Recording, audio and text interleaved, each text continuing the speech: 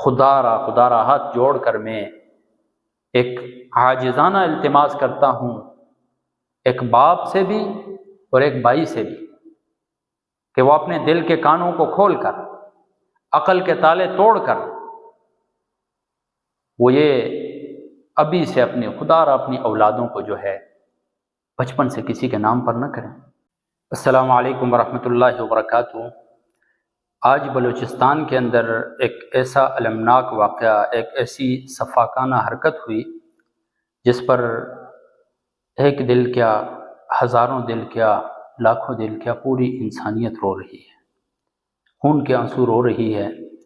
اور یہ واقعہ یہ سفاکانہ حرکت کوئی اسلام کے نام پر نہیں ہوئی، دین کے نام پر نہیں ہوئی، یہ سراسر اپنی غیرت کے نام پر ہوئی، یہ ثقافت کے نام پر ہوئی۔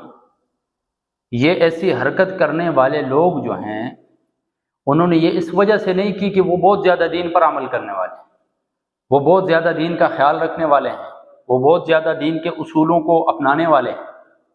یہ صرف اور صرف معاشرے میں اپنا سر اٹھانے کے لیے انہوں نے کی کہ ہم اپنے رشتہ داروں کے سامنے سر جھک نہ جائے ہمارا۔ یہ ایسی حرکت کی، اور ایسی حرکت کو اسلام سراسر ناجائز سمجھتا ہے۔ سراسر اسلام ایسی حرکتوں کی مذمت کرتا ہے۔ اسلام نے جس طرح مرد کو حق دیا ہے، اس طرح عورت کو بھی حق دیا ہے۔ ایک معاشرے کے اندر یہ ظلم نہیں ہے کہ ایک معاشرے کے اندر مرد کو تو چناؤ کا حق ہو لیکن عورت کو حق نہ ہو۔ مرد تو عورت کے اندر تمام تر خوبیاں دیکھتا ہے کہ اس طرح بھی عورت ہونی چاہیے، اس طرح بھی یہ فلاں فلاں خوبی ہونی چاہیے۔ کیا عورت کو یہ حق نہیں ہے کہ وہ دیکھے کہ جس کے ساتھ میں نے پوری زندگی گزارنی ہے اس کے اندر کیا کیا اوصاف ہے، وہ کیسا نمونہ ہے؟ کیا عورت کو یہ حق نہیں ہے؟ اسلام سراسر حق دیتا ہے، اور اسلام نے حق دیا ہے۔ اور جہاں جہاں ایسی حرکتیں ہو رہی ہیں، جس علاقے میں بھی، وہ کوئی دین اسلام کے نام پر نہیں ہو رہی، وہ صرف اپنے چاچے مامے کے سامنے اپنا سر اٹھانے کے لیے ہو رہی ہے کہ ہم اپنے معاشرے کے اندر کل کو ہم جرگے میں بیٹھیں تو ہمارا سر جھکا ہوا نہ ہو۔ آخر اس طرح کے معاملات کے پیچھے وجہ کیا ہے؟ کیوں ایک بہن اٹھتی ہے، کیوں ایک عورت اٹھتی ہے اور کسی کے ساتھ بھاگ کر چلی جاتی ہے، اور وہ مجبور ہو کر اس حد تک اپنا فیصلہ لینے کے لیے اٹھتی ہے؟ کیا اس کے ذہن میں یہ نہیں ہوتا ہے کہ میرے باپ کی عزت ہے، میرے بھائی کی عزت ہے؟ سب کچھ ہوتا ہے۔ ہم سمجھتے ہیں کہ اس سب میں صرف اور صرف اس عورت کا قصور ہے۔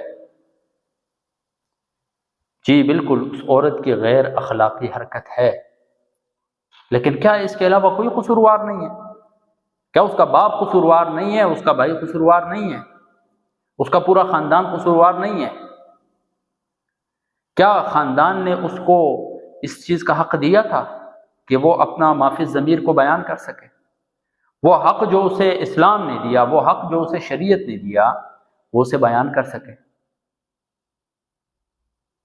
ایک بچپن ہی سے ایک عورت کو نام کر دیا جاتا ہے، ایک بچے کے خدا را ہاتھ جوڑ کر میں ایک عاجزانہ التماس کرتا ہوں، ایک باپ سے بھی اور ایک بھائی سے بھی، کہ وہ اپنے دل کے کانوں کو کھول کر، عقل کے تالے توڑ کر، وہ یہ ابھی سے اپنے خدا را اپنی اولادوں کو جو ہے بچپن سے کسی کے نام پر نہ کریں۔ اپنی نازک بیٹیوں کو بچپن ہی سے کسی کے نام پر لکھ کر نہ چھوڑ دیں۔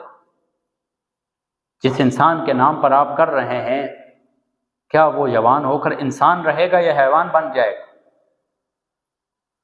اس نے جوان ہو کر کیسے کیسے طریقوں سے اپنی زندگی گزارنی؟ کیا پتہ وہ نشے میں لت پت ہو جائے، کیا پتہ وہ معاشرے کے اندر خونخوار ہو جائے، کیا پتہ معاشرے کے اندر وہ دجالیت پیدا کرنا شروع کر دے، اور بعد میں آپ پھر، چونکہ غیرت تو آپ نے بچانی ہے اپنی، تو پھر آپ نے ہر حال میں اپنی بہن یا بیٹی کو دینا ہی ہوتا ہے کہ خاندان کا مسئلہ ہے، غیرت کا مسئلہ ہے، معاشرے کا مسئلہ ہے۔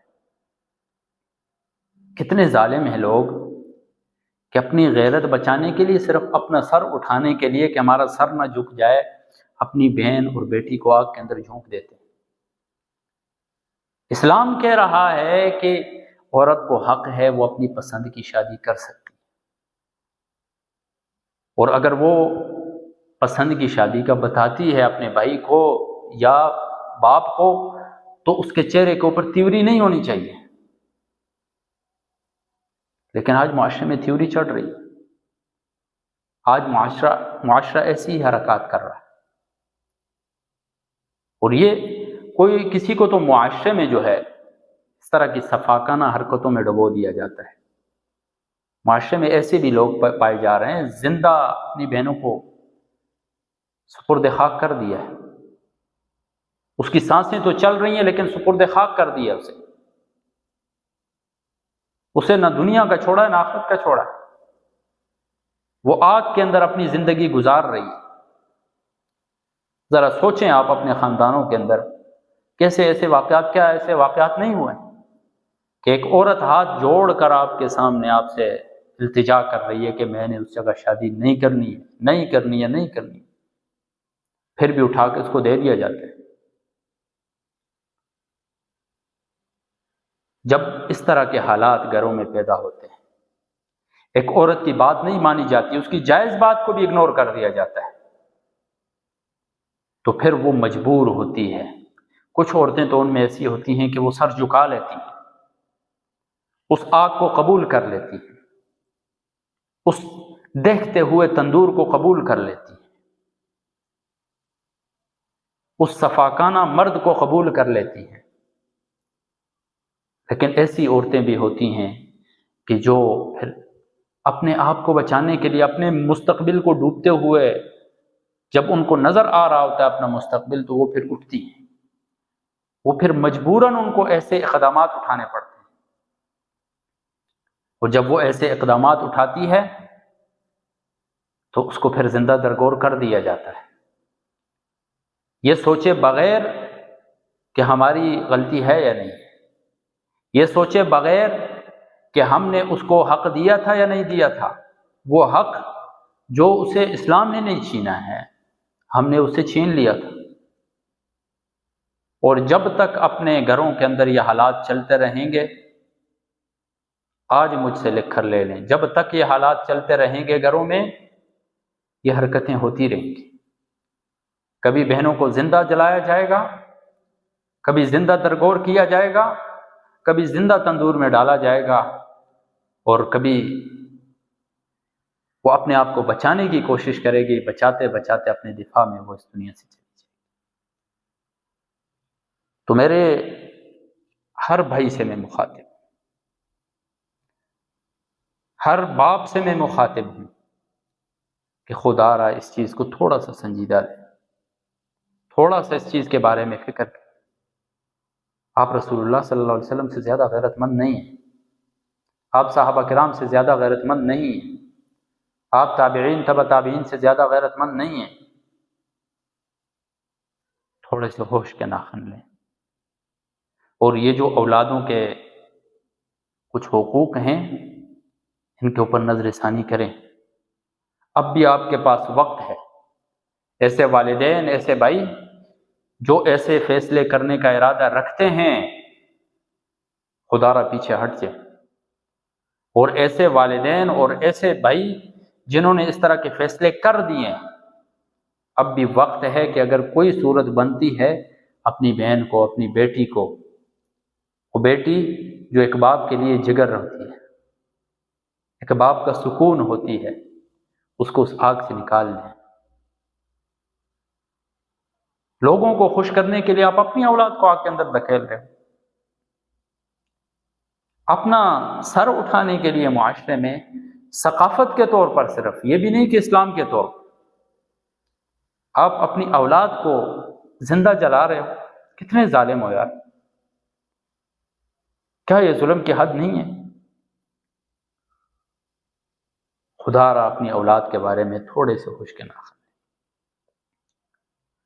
اور جس طرح پہلے زمانے میں ایک پیدا ہوتے ہی نام پہ کر دیا، آج وہ دور نہیں رہا ہے۔ فتنوں کا دور ہے میرے بھائیو، فتنوں کا۔ ایک مرد بڑا ہو رہا ہے، اس نے کن کن فتنوں میں پڑنا ہے کیا پتہ ہے آپ کو؟ اس نے کیسے زندگی گزارنی ہے کچھ پتہ نہیں۔ لہذا ابھی سے کسی کے نام پر نہ کریں۔ جب وہ عاقل بالغ ہو جائے، جب آپ کا ارادہ ہو اس کا نکاح کرانے کا، تو کم از کم اس سے پوچھ بھی لیں، اس کی رضامندی کا بھی خیال کریں۔ اسلام اس کی رضامندی کا خیال کر رہا ہے، دین اس کی رضامندی کا خیال کر رہا ہے، تو آپ کون ہوتے ہیں خیال نہ کریں؟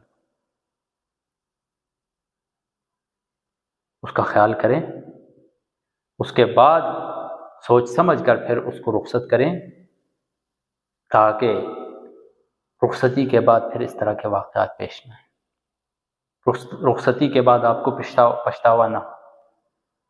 اس طرح کے واقعات تو ہوتے رہیں گے، لیکن یہ واقعات عبرت ہوتی ہے ان لوگوں کے لیے۔ امید ہے یہ میری چھوٹی چھوٹی باتیں شاید کہ آپ کے دل پر اثر کر جائیں، اور آپ اپنے کیے ہوئے فیصلوں پر نظر ثانی کریں، یا اگر ایسا فیصلہ کرنے کا ارادہ رکھتے ہیں اس پر آپ نظر ثانی کریں۔ والسلام علیکم۔